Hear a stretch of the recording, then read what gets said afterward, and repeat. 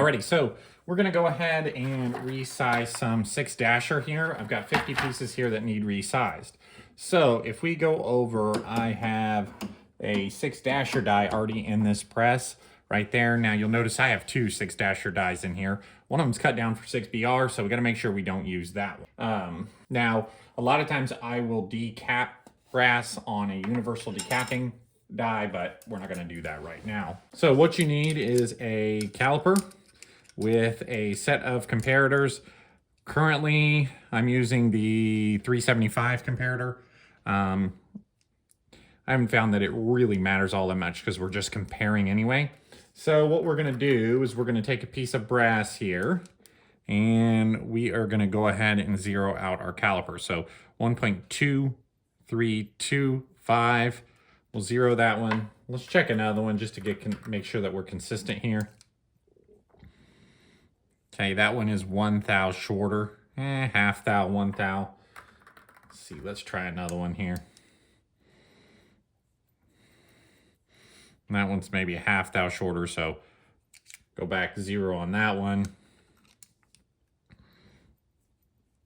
Okay, so that's our shortest one.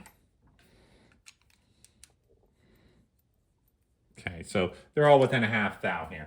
So then what we need to do is we need to lube up our brass. I'm using Imperial sizing die wax. I used a couple different methods, but this has been the only one that hasn't caused me any trouble. It really, really works well.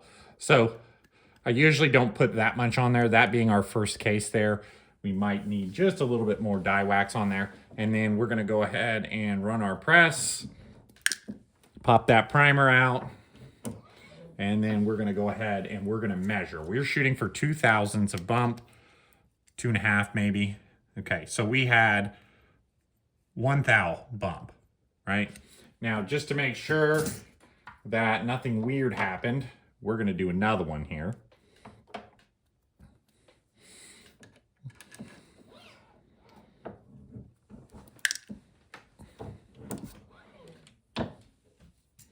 And we'll check the bump on that one.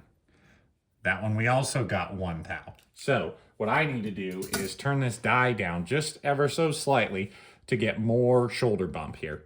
So I need to, let's see here. I'm gonna pull this other dasher die out just so it gives me access to the locking ring there. Just to give me some space here, because I'm gonna have to loosen that locking ring and turn this die down ever so slightly. So this is how you would do it if you were gonna set this die up to begin with as well.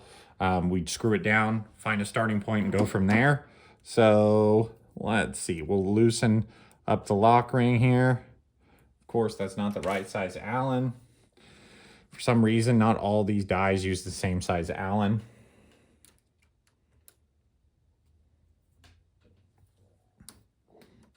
Okay, so I'm gonna loosen up that locking ring. And I need to turn this die down ever so slightly. So we're just gonna go just slightly. Again, we need 1 extra thousandth. So that's not gonna be a lot. Then we're gonna tighten this lock ring back down. And again, I just moved that turret like that just to get it out of the way so I could get to it and see it and you guys could see it. Okay, now we're gonna try another piece of brass here. And let's see what kind of bump we got out of that one. Okay, so we got 1.5.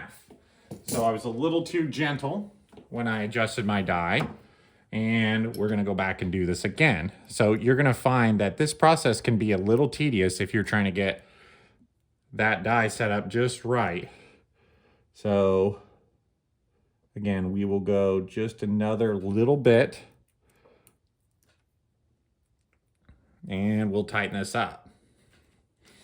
Okay, come back, make sure our die's down. Now I'm actually gonna grab a different piece of brass. Those 3, we've sized them once, and I don't wanna sit here and repetitively size those. Let's try another one here.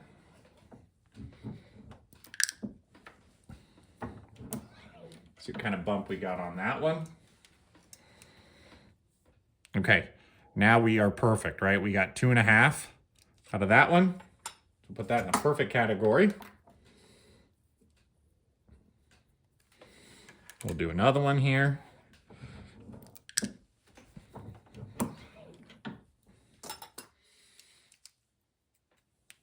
Okay, now that one we actually got, well, between 2.5 and 3.